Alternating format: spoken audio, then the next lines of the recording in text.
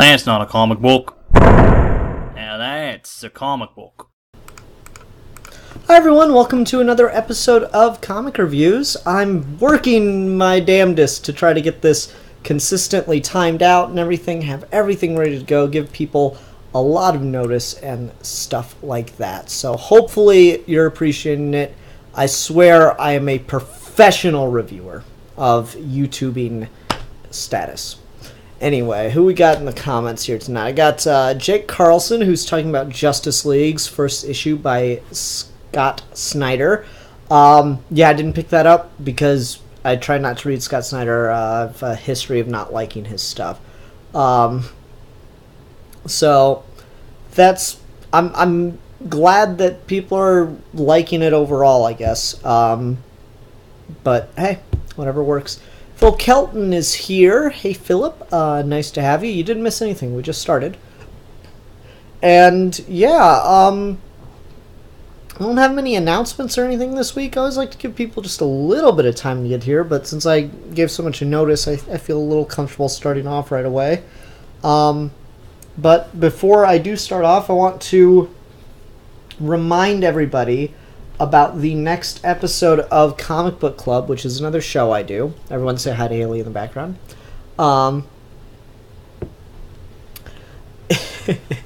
Anyway, Comic Book Club is another show I do where anyone with a copy of the book we're talking about is welcome to join a live show discussing the book.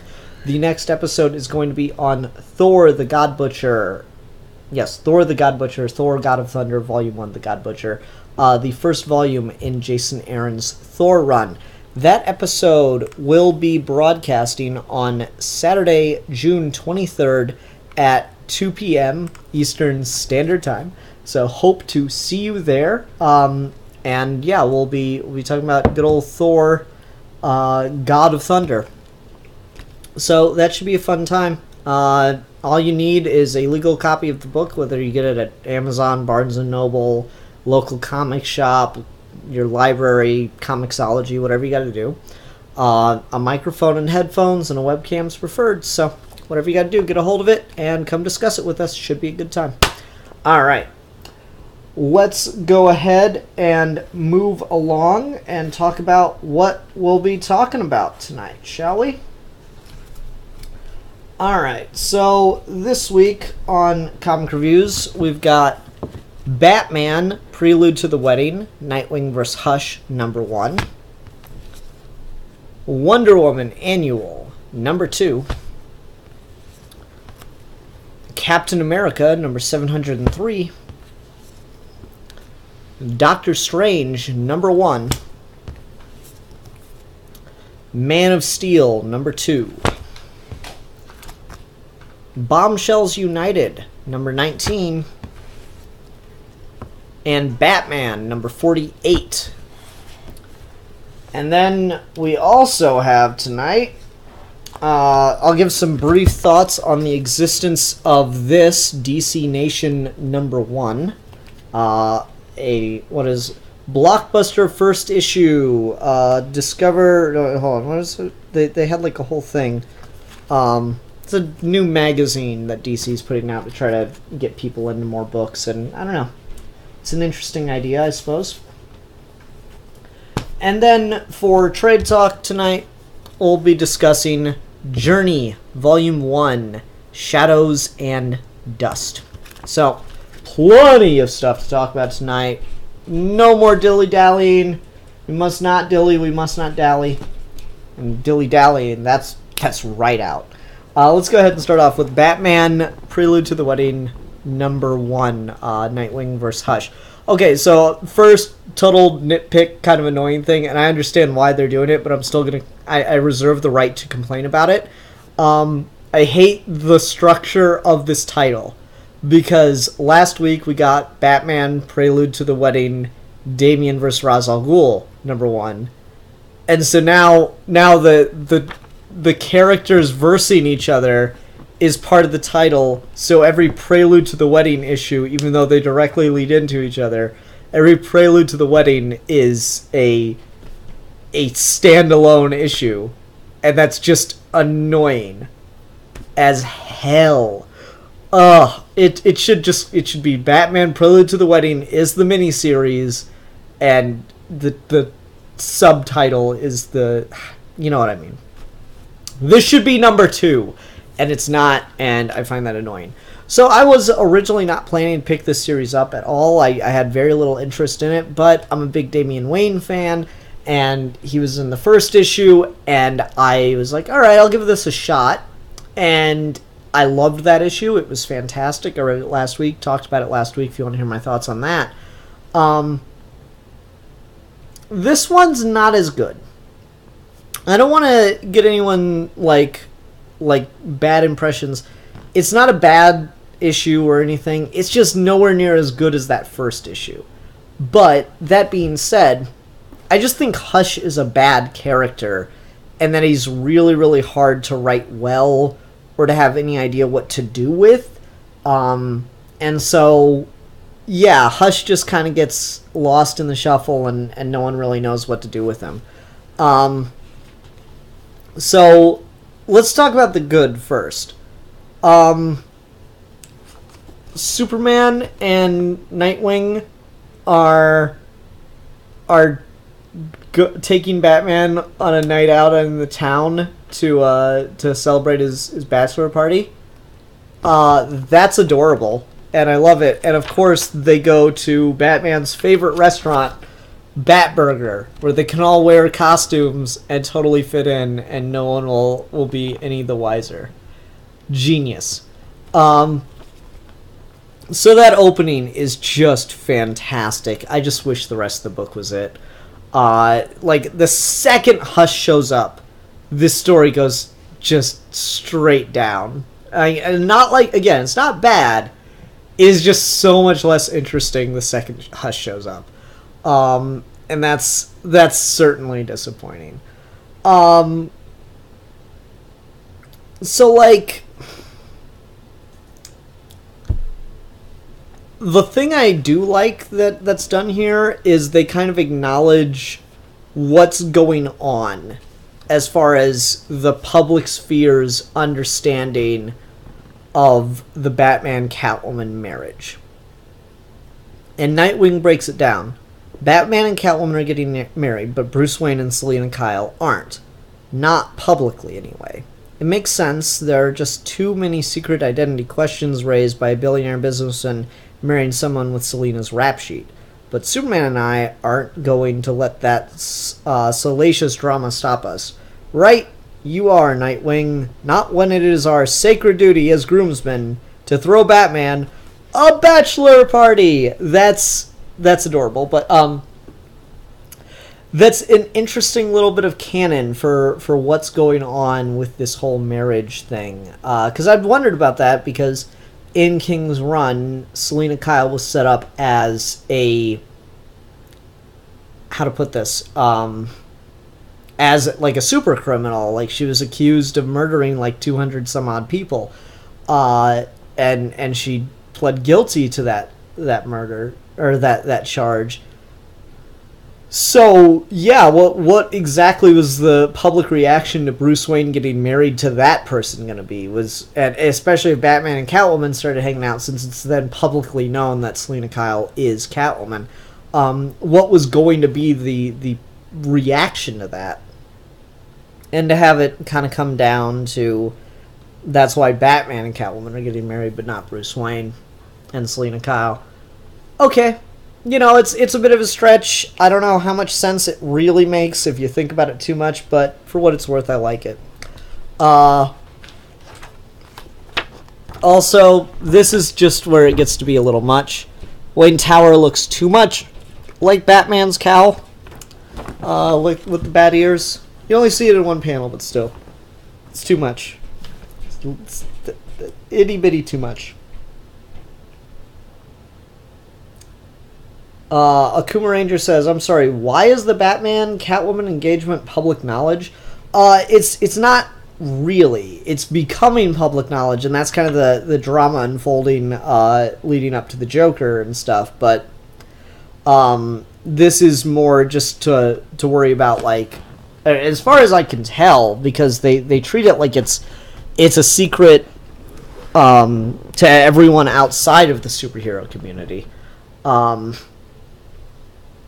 yeah, it doesn't look like Batman and Catwoman's like marriage is like something being reported on television or something like that. It's just kind of, it's spreading among the superhero community who's getting married.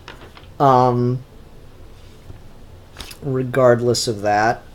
So anyway, Hush shows up and does a thing, and Nightwing and Hush start fighting, and then get teleported through an interdimensional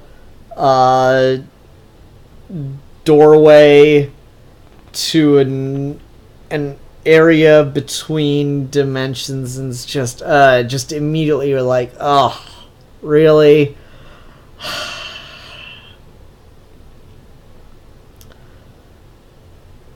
It's just too much. Like it's such a tonal like what. But to be fair, the heart of there's still heart to it. There's still some character to it, which is the important part. So anyway, they gotta like work together in this horrible situation where there are ghosts. I don't know what does Nightwing call them. I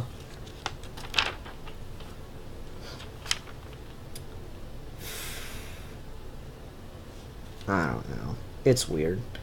And then Nightwing has to get them to the location of Wayne Manor to try to save the day. And his whole thing is this place helped develop Thomas Elliot as a person, so it's where Thomas Elliot has the best chance of fending off these ghosts with Nightwing. And then we get like this big reveal moment where Nightwing kind of gives a speech to Hush. Hush says, "Why did he choose you and not me? Why do I always have to take what should be mine?" And Nightwing's response, "Because your entire identity comes from wanting what Bruce had. You wanted his wealth, you wanted his family, you wanted his life. You spent all your time strategizing ways to take everything from him. You hurt people, and you let envy consume you. Even before you became this, you didn't share the hard times or the happy events, or even the quiet little moments. You were never really there at all, Tommy." And then Elliot reveals that he's reconstructed his face all over again to try to look like Dick Grayson this time. I mean, there's a conversation going on in the live comments about Hush, and yeah, Hush has just never been a well-written character, period. Like, Hush was never meant to be a character originally. He just kind of became one because of the event. And so all this stuff,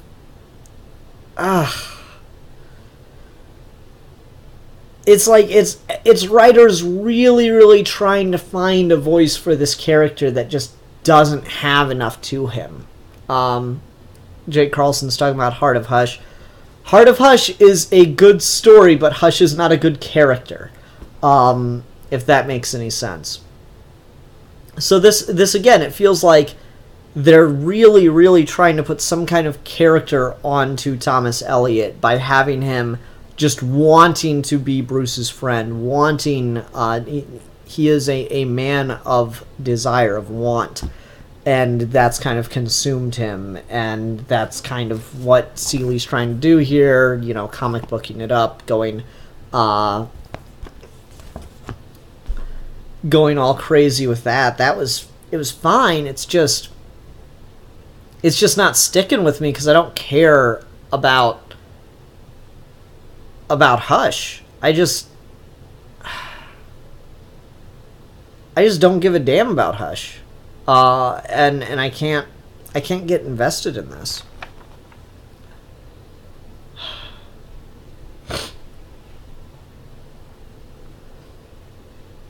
Anyway, it all concludes with Batman and Dick having a conversation about why Clark's going to be the best man, and Dick resolves to try to spend more time just getting back in in sync with Bruce. I will say I don't like that Dick and Bruce are talking to each other more as friends than as like father-son kind of dynamic. That whole dynamic's really changed over the years. I don't know. It's weird. They really come off here more like old friends than, you know, he did kind of help raise you to a degree, Dick. I don't know. The beginning and end of this book is much stronger. I really think this is just grasping at straws of what to do with Hush, and so it's probably the best story we could have gotten with Hush in it. That being said, I'm much more excited for the next issue, which gets teased at the end here, of Riddler versus Batgirl. And that seems to be all about the Joker, like, kind of announcing to the world that Batman and Catwoman are getting married, and he's not pleased about that. Anyway, let's go ahead and move along to Wonder Woman Annual number 2. To Save the Star Sapphires. Here's the thing for me. I am a Wonder Woman fan. I am a Green Lantern fan. One of my favorite things we've done in comics is give other superheroes that we already know and love a lantern ring. Sorry, Wonder Woman, you got cobwebs on you because I haven't taken you off the shelf in forever. So, yeah, when Blackest Night gave Wonder Woman a Star Sapphire ring and, like, an alternate costume and stuff, that was really cool. When I saw this figure, I had to get it. I remember I actually got this on sale really, really cheap. It was nice. So, yeah, that's awesome that Wonder Woman got to be a Star Sapphire. Just have you chill over here. Right there's good. Nice in frame. And seeing the tease at the end of the last issue of Wonder Woman that she was going to be interacting with the Zamorans, I was like, oh yeah, I'm super hyped for that. That'll be fun at least. Even though Robinson's run has sucked, at least, you know, a crossover with the Zamorans, that sounds cool as shit. You know, unfortunately Robinson's writing it, and it's just as bad as I would expect it to be. It's right in line with the rest of his Wonder Woman run. I will say, though, this costume is much better than the Blackest Night one. God, they keep giving some fantastic artists to Robinson, and he keeps wasting them. Unfortunately, like, it's painful for me to read this stuff because I'm like, I want to like it, and generally speaking, I like a lot of the ideas. Just, man, this is not well written at all. It's just really clunky to me. And then there's just the wider issue of an annual being something that's generally supposed to be more accessible to readers. Like, you know, you want a cool standalone Wonder Woman comic, the annual just came out. Yeah, you can go read that and you'll be fine. And it's not that an annual can't have something to do with someone's run. Like Batman Annual number 2 tied in and extended King's run, but it still stood on its own as its own piece relatively well. It was just exploring a timeline where Bruce and Selina got married. This is fucking all over the place. This has references to Dark Knight's Metal. This is basically just the next issue of Robinson's run. To be fair, this is the next 3 issues of Robinson's run most of the time, so at least he condensed it all down to one story. Still at $5.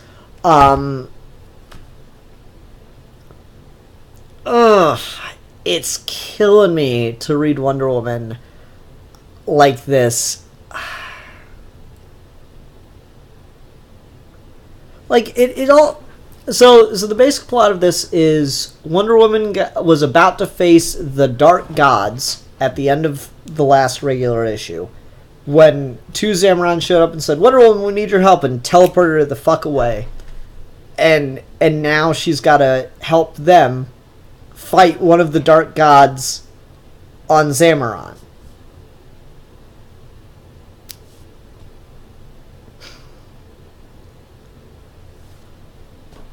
Like, why though? Like, it's and then furthermore, the dark gods exist now and have come to Earth and Zamaron because Wonder Woman wished at the end of Dark Knight's Metal, apparently, for the gods to return. But I guess it's appropriate we're talking genies tonight because she wasn't careful enough with her wish. And so just any old gods could come. And let me make sure I'm reading this right before I rip into the writing of this book. I want to make sure I get the exact wording down before I rip this to shreds. Okay.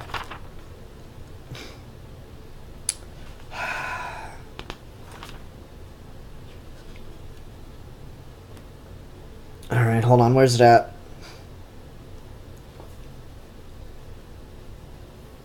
Okay, hold on.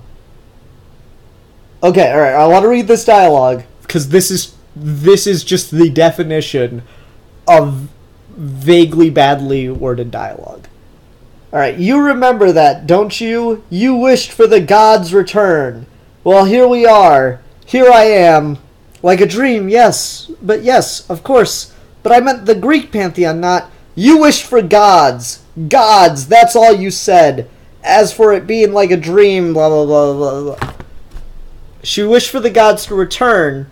The dark gods are from the dark multiverse of DC Metal, and they're mad at Wonder Woman for ripping them away from their world.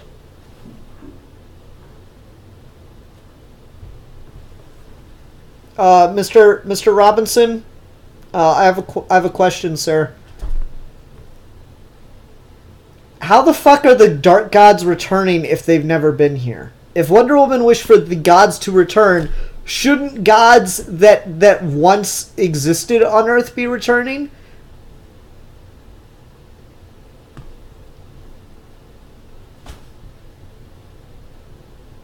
Like, that's just bad writing. That's just, like, I know it's nitpicky, maybe, to be so particular about one line, and maybe he's planning to reveal that the dark gods once occupied Earth, but then the Greek pantheon kicked them out. I don't know. I don't know. It's just badly done. It's killing me. Let me jump ahead real quick, please, to Man of Steel. Now, Bendis, say what you will about him, the man loves his dialogue and his beats, right? So here's the scene in Man of Steel where Perry White is yelling to the newsroom. Stop asking me for Lois Lane's office. I said I was joking, Mr. White. You want that office right as good as she did.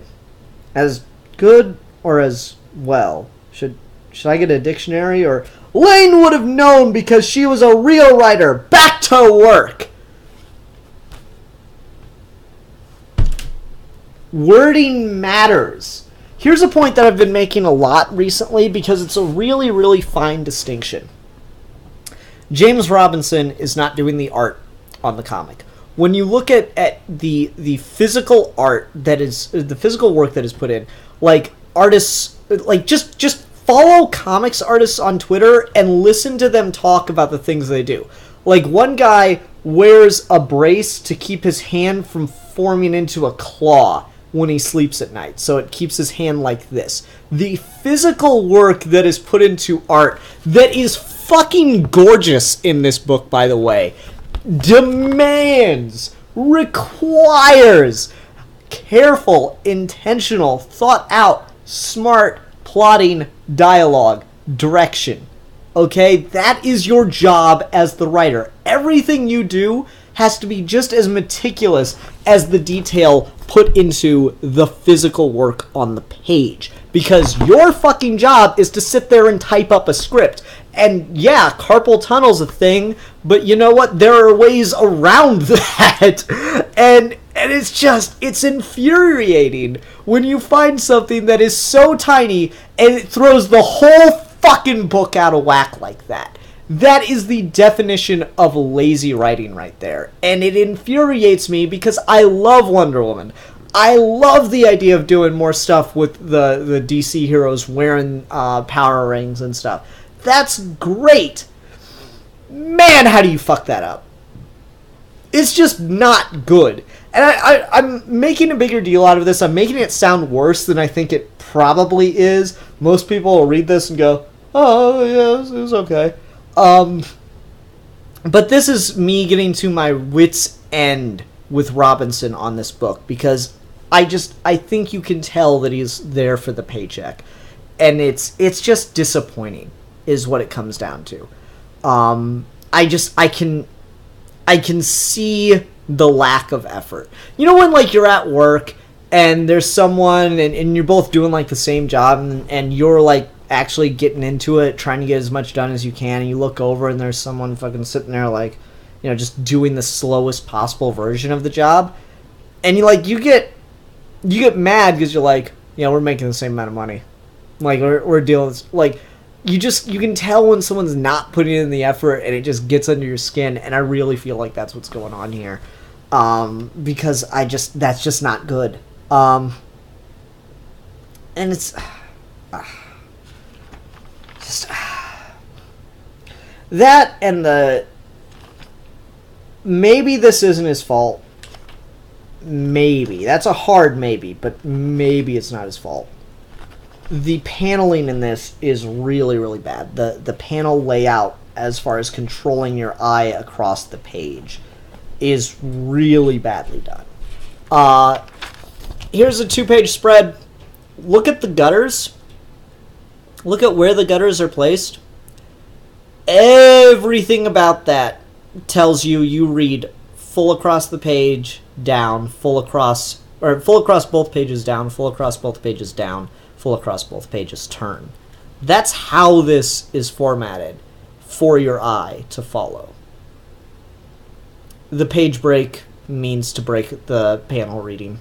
So it's this panel, this panel, this panel, this panel, this panel, this panel, turn the page. That's bad scripting. Maybe that's on the artist. Maybe they didn't do a good job laying it out. I certainly don't. That is something I'm not aware of whose fault it is, but it's bad regardless. So just a lot of just the minutia, the little details here just are clearly lacking. There is a genuine lack of effort, and that is incredibly distressing. Oh no, okay. They show the old Star Sapphire costume from the Blackest Night crossover at one point, and that's beautifully rendered too. Just a letdown. So anyway, this dark god is the god of love, but because it's the dark multiverse, it's a bastardized and twisted version wherein he finds the selfish, the evil parts of your love, the things rooted in conditions that it can exploit and ruin. Like, so that you don't love your wife unconditionally, you just are afraid you'll never be able to find anyone else, so you're married to them or some shit like that. So it's like the undercurrent of love, toxic love, which I don't know. I'll be fair. I think that's kind of a cool idea for Wonder Woman and the Zamorans to fight, more of the Zamorans than Wonder Woman, but I'll give it. And I don't know. It's got an effect on Wonder Woman, but not enough. She's able, like, of course the villain monologues and reveals his evil origin, his tragic backstory, and this gives Wonder Woman a plan of how to defeat him, which instead of head-on with all the Zamorans and her fighting with fists and weapons and stuff, She regroups the Zamorans and tells them all to pour their love power into her so she can direct love back at the Dark God. And this is just the strangest fucking page. I don't, like, she's able to truly love the Dark God with all the power of the Zamorans behind her, and that allows her to stab the Dark God in the chest with love. Guys, we're only 2 books in. I gotta stop. This is, like, really, really bad. And I'm really, really disappointed in it. And damn it, it's Wonder Woman in a Star Sapphire costume. I should be able to enjoy that, and it sucks. Oh.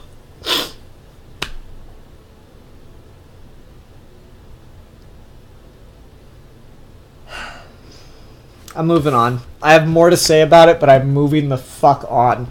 This can stay because this was good. That can go. That can go many, many places. Alright, let's go ahead and move on. Captain America, number 703. This story is getting weirder and weirder, and I kind of love it. I don't even know how much to, like, summarize anymore, because it's really kind of convoluted is the word that comes to mind, but that has too many negative connotations because I'm not having any trouble following what's happening. It's just I wouldn't be able to explain it in a way that's going to make much sense. But I really, really do like the plan that Roger's descendant comes up with here, because he's fighting this cosmic cube powered Red Skull in the future. Again, it makes sense in context, I promise. It's not that hard to follow. He's fighting this dude in the future, and he's like trying to figure out what to do about this Kree Manchurian candidate situation that's going on Earth, and this cosmic cube powered Red Skull. And so his plan as a historian is to pit his 2 worst enemies against each other. So he works with Red Skull to try to help hand control over of the United States government, or the world government in the future, by revealing the Kree plot. And so the Kree then are going to want to try to kill Red Skull, and Red Skull is going to hopefully use all his cosmic cube energy fighting off the Kree. But oh no, things are going really, really wrong, because the Kree are just not going to tolerate it and just going to wipe out the whole planet and start over. But old dude's got a plan in his son, who's the great-great-great-grandson of Steve Rogers. Yeah, it's a good issue. It works. Like, I'm not going to be able to describe it and hook you, but it works. It is efficient, it is fun, it is easy to read, it is easy to digest. It is kind of the definition of a solid book. Like, it's never going to... I doubt this book is going to change anyone's life. This isn't the kind of issue that's going to, like, bring a tear to your eye or anything. But it's solid, fun, monthly comic book kind of thing. And that's certainly appreciated. The art's really good too. Red Skull looks very Kirby-esque here, which is pretty neat. I'm digging this. This has just been a good series so far. Going off of what I was talking about with the Wonder Woman annual, here's an example of really good, efficient storytelling in the structure of the book. Because you go from Red Skull fighting this guy, you get a page turn, and the very first thing you look at is clearly Steve Rogers. And since the main story has been taking place in the future, you look at that first panel and you immediately know it's in the past. You immediately know it's a flashback. It's clearly separated. It's clearly defined. It gives you such an easy time to comprehend that we're switching eras, and you're not going to get lost in it. It's good comic book writing. Mark Waid knows what he's doing. Yeah.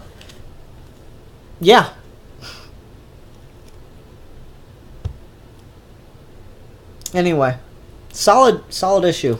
Fun stuff. This will be a pretty good story arc once it's in trade. I think people will like it because you won't need to know. This is a good no continuity kind of story arc where it's just like you just need to know the general. Yeah, Captain America, Frozen in Ice, Red Skull, Nazi. You know the generals of Captain America, and you're gonna be fine. So that's good. All right, let's go ahead and move on to another Mark Waid book. This is Doctor Strange #1. This is Mark Waid's new Doctor Strange series. Before I get into it, let me say I got a lot more Marvel books this week than I normally get, and they all have the same ad in them, and I've never been a Ghost Rider fan. I kind of want to pick up this book. Cosmic Ghost Rider. Or Cosmos Ghost Rider. No, it's Cosmic Ghost Rider. I mean, come on. There's a certain point at which, like, the radness factor gets to the point where it's just, like, it just breaks the meter, you know? Like, look at that fucking costume design. I might have to pick up the first issue of that based on just that costume alone. What's the... Ghost Rider takes to the stars. Frank Castle is the future spirit of vengeance, and there's hell to pay. Oh my god, it's fucking Punisher. Oh.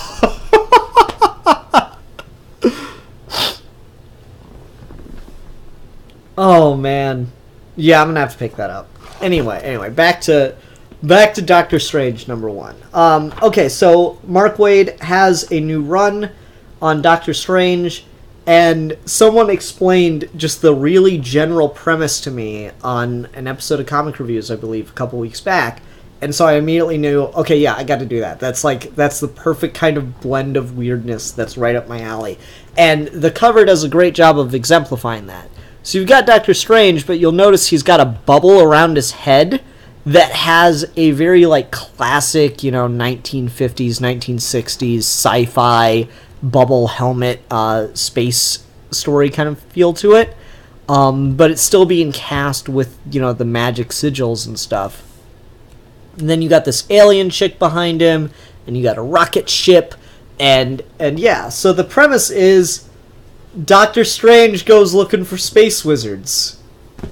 That's just... Yes, okay, I'm down. Of course. Why wouldn't I want this to be a thing? And so, like, just the general premise is really attractive to me. The reasoning he gives for why it's going to happen is really, really interesting and profound, and does a great job of pulling you into and getting you excited for it, and getting you to empathize with the character. So this is basically a blueprint of how you start a series. You've got this introductory scene where Doctor Strange takes on an evil god from one of the otherworldly dimensions, and it's like a piece of cake for him. He saves the entire cosmos, or the entire world, or whatever.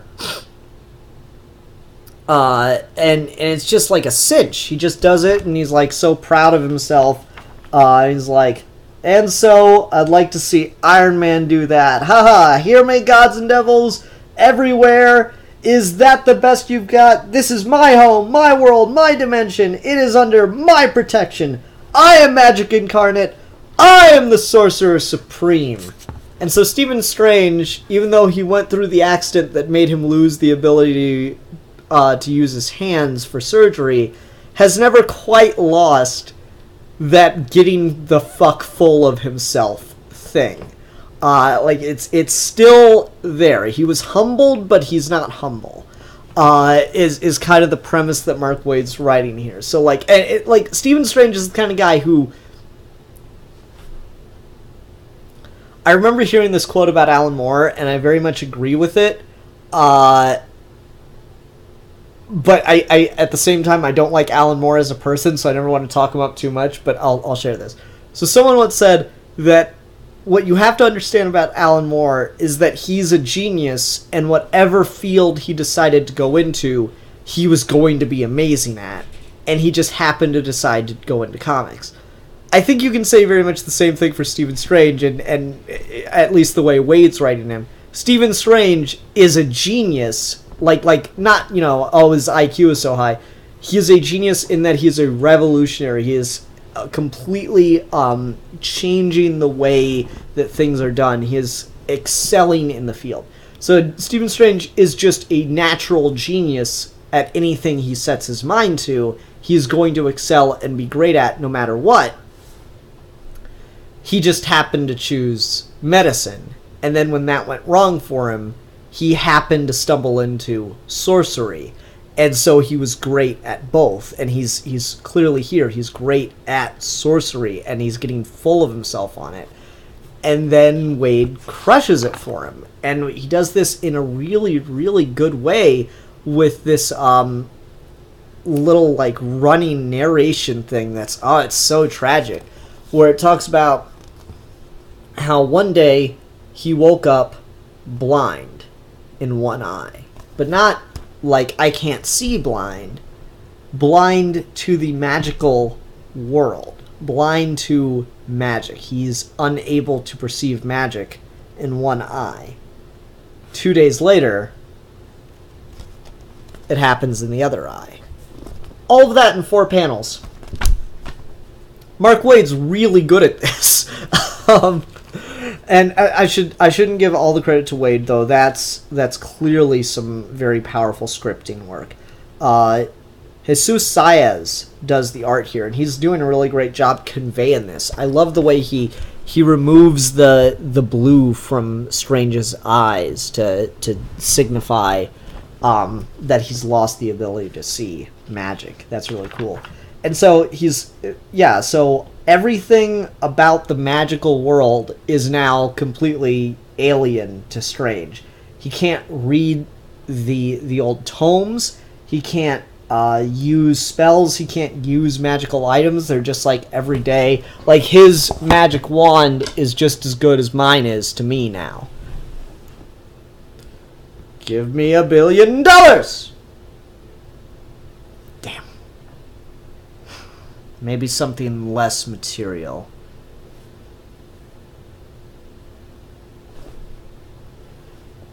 Nope, didn't work. One day.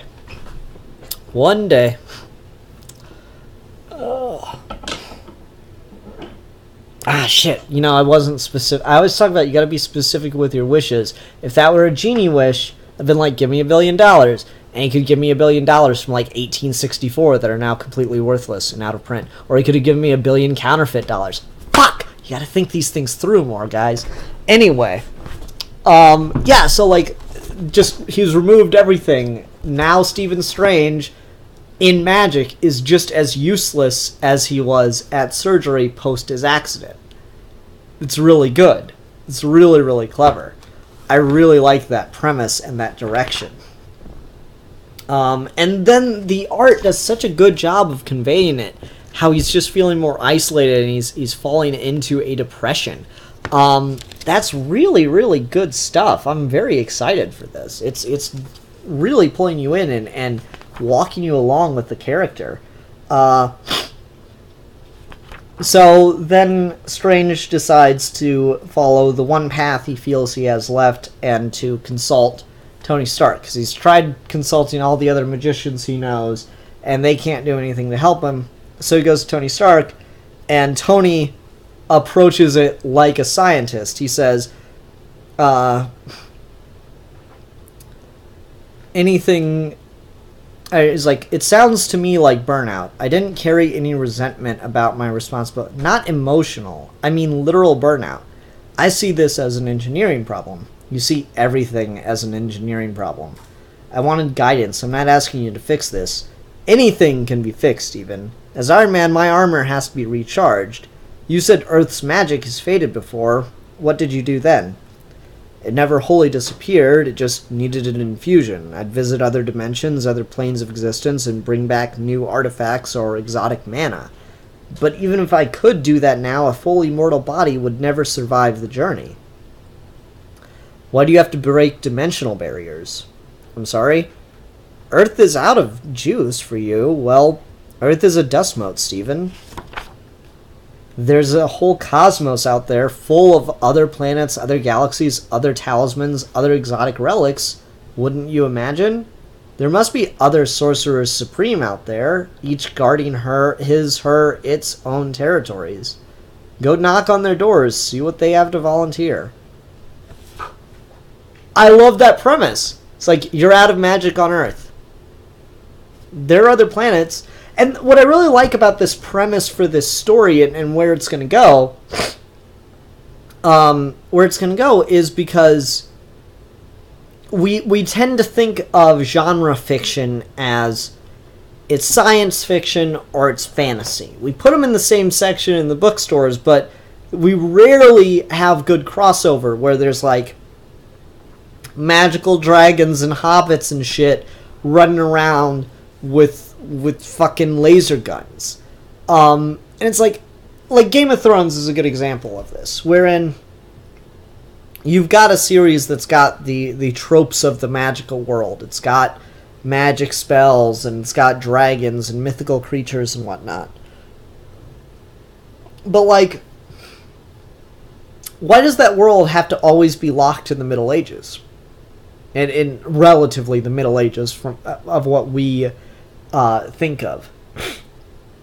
And to Martin's credit in that, their world's on that planet that Westeros is on an extended orbit. He's put actual science into his fantasy novels, and it functions and adds to the story without having to be tied to some kind of magical spell or wizard as to why there are long winters. There's long winters on Westeros because their planet's on an extended orbit. To be fair, I've not read the Game of Thrones books. I've had that told to me. I don't know if I'm wrong, but that's the way it was explained to me as why winter is such a big deal to them. Regardless. Like, it's an interesting idea. Like, why can't you blend these things over more? So, yeah, Stephen Strange is the Sorcerer Supreme in the Marvel Universe. There are also fucking aliens in the Marvel Universe. There's the Guardians of the Galaxy going around planet hopping left and right. There's Asgard. There's all these alien worlds in the Marvel Universe. Why can't they have magic too? Why does it have to be one or the other? And so the idea of go out there and try to find magic on alien worlds is really interesting. So Strange does it. He borrows Tony Stark's rocket ship. Tony Ship's rocket Stark. And goes looking for alien worlds. And he finds one, but quickly crashes and does not get on well with the locals when he arrives. So he's still got no magical powers. And now he's locked in an alien jail. And that's where we're starting this series, and I could not be more excited. That is a fantastic first issue. Really, really solid work right here. It's great plotting, really smartly done. Also, this is the first Marvel book I think I got where we've got the legacy numbering now. So even though this is issue 1 of Mark Waid's run, we've got the legacy number down here. This is Doctor Strange number 391. So if you took every single Doctor Strange book that's come into print and gone out, this would be, and count it all as one series that never stopped, this would be number 391. So we're almost at 400 issues of Doctor Strange. That's cool. Really solid work. Mark Waid knocked it out of the park 2 books in a row in 1 week. You gotta respect the man. He is a veteran of the comic writer community, and you can see how important solid writing is to the enjoyment of a book, because great art can make you read a book. You won't come back for it as often as you will a good story. Like, the story doesn't have to match the art and quality, but it's really important to be in line with it. If it's really hard to read awful story, great art books. I mean, look at Spawn, you know? It's a hard time. Anyway. So, yeah. Good job, Mark Waid. Good job. Let's go ahead and go on to The Man of Steel, number 2. This is the ongoing weekly series that Brian Michael Bendis is doing. Now that Bendis is here! It took him forever, but he made it. So yay, Brian Michael Bendis has made it to DC, and he's continuing his Man of Steel book. This is, again, it's addressing more about what happened with Krypton, with Rogol Zar. I'm going to call them the Quintessence. I don't think they are, but that's what I'm going to call them, because I don't know what else it's supposed to be, especially with a Guardian there. So it starts off with 2 members of the Quintessence talking to each other, trying to decide like what happened with Krypton, if it blew up naturally or if it was Rogol Zar. We, the reader, of course, know it was Rogol Zar, and both of the men talking here clearly knows it was Rogol Zar, but now they're afraid because Rogol Zar came to them and said, let's destroy Krypton, and the Quintessence said, no. Hard no. And then Krypton blew up anyway. So what lengths is old dude willing to go to if he's willing to ignore some of the most powerful beings in the universe in order to carry out his will to genocide a planet? So they're both more afraid of him than anything. And then we go to the modern day, and the reporter that is there, that has just been added to the Daily Planet staff, and is like kind of a double agent thing going on, is digging around for secrets about what happened to Lois Lane. Really great scene with Perry White that I talked about earlier in the show, so go back to the Wonder Woman annual discussion if you want more depth on that, but I just really like this interaction, really tightly worded, smart dialogue that advances the plot and adds depth to all of the characters it is in reference to, which is great. Superman fights a giant robot that is Toyman. This seems to be part of a running theme of Superman dealing with villains in ways that the villains are surprised to be dealing with Superman. Because in the first issue of Man of Steel, he was dealing with Firefly, who was surprised that Superman was in Metropolis. Or Superman would look for him in Metropolis. And then this issue, he fights Toyman, and Toyman's annoyed because he left Metropolis to go to Coast City so he wouldn't have to deal with Superman. And so he's like, it's not fair, you're breaking the rules. But then, like, Green Lantern shows up, and he and Superman are talking, and then Superman just randomly leaves out of nowhere, because Hal brought up, that Superman's been hard to reach lately. And then, we get just this flash of stuff that's going on from the end of last issue. And I don't really know what or who that is, but it's really interesting.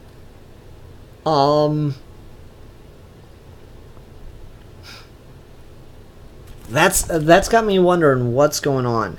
Also, credit to some of the subtle art detail here. In the last issue, John was complaining that his costume wasn't fitting him anymore, and here you can see that the hoodie isn't quite fitting him anymore. So nice work there. This is all we get. We're really teasing what the hell's going on with Lois and John. But Superman doesn't seem to be doing anything about it, which is interesting. So I'm beginning to wonder if someone's holding his family hostage. He kind of just goes to the moon and lands in a crater and just trying to deal with it. I will say this is an example where the panel transitioning, I think, is off, because you have Clark or Superman sitting in a crater on the moon trying to collect himself, and you transition with these objects being juggled by this alien to this spaceport. Terrafes West, far end of the Vega system. It's a bar. The Vega system is the most inconsistent ass system in the entire DC universe. Jesus Christ.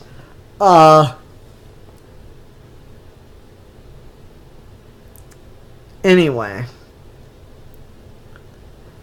So, yeah, we just cut to this bar, but we just saw Superman in space, so it's a little bit of a iffy transition because you're expecting Superman to be in space now. And it's not. This is a scene with Rogolzar learning about the legend of Krypton, the legend of the last son of Krypton. Which apparently this is the first time he's ever heard about Superman. Anyway, then we cut back to Superman.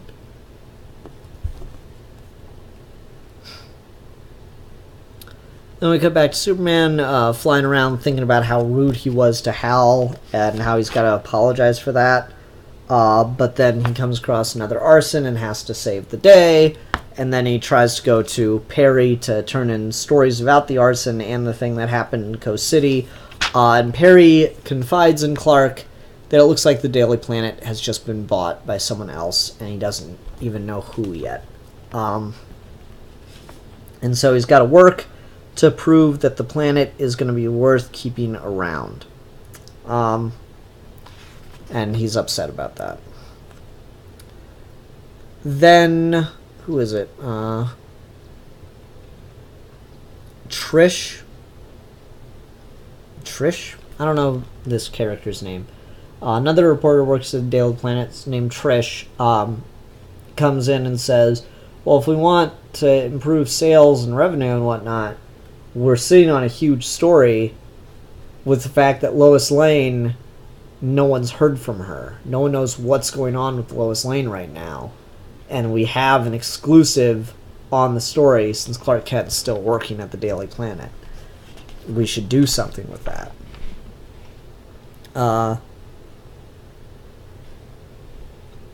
Anyway. Clark leaves this meeting to go deal with supervillain situation, and Rogolzar is on his way. I'll say I don't like Rogolzar's bike. Looks too much like Lobo in this shot. I don't know. He's a much more like mean guy. Like Lobo's a jerk. Rogolzar seems like a bastard, you know? And so like the Harley thing, like the motorcycle-esque imagery, space motorcycle, I don't know, it just doesn't fit my image of what Rogolzar should be. He should be a little more imposing, like not quite the dark side level of just standing there at the edge of the ship, but somewhere in between that. Somewhere of like, I imagine him more like in kind of a pod or something, just reading up everything he can on Superman as he goes to destroy him, like that kind of like determined soldier kind of thing, as opposed to this kind of like road warrior in space look. I don't like that. But it's Bendis' character. He can have him drawn however he wants. Continues to be a really good book. I'm a little iffy on switching artists, because this book has Doc Shaner, Steve Rude, and Jay Fabok doing the art. Doc Shaner does pages 1 to 13, Rude does 16 to 24, and Fabok does 14 to 15. Now, I believe, if I'm not missing my guess, I'm saying that's the Fabok scene, and so he's probably handling the flashback. Shaner and Rude switching off about midway through the book surrounding the flashback. Not the worst idea ever or anything, because the tone dramatically changes at that point. But I don't know. Something about it just not working for me as much. They're all doing great work, no lie. It's just, I don't know, something about that's not working as much for me. Alright, let's go ahead and move along. Bombshells United, number 19. The conclusion of it all. I'm going to miss this book. I really love Bombshells. It was... Seriously, for 3 years straight, it was consistently one of the best books I was picking up. And I will say, these last couple issues, just not as strong. It's just not written as strong. And that's just because it's clearly Bennett wanting to wrap up the story the way she wanted to, but having to do it in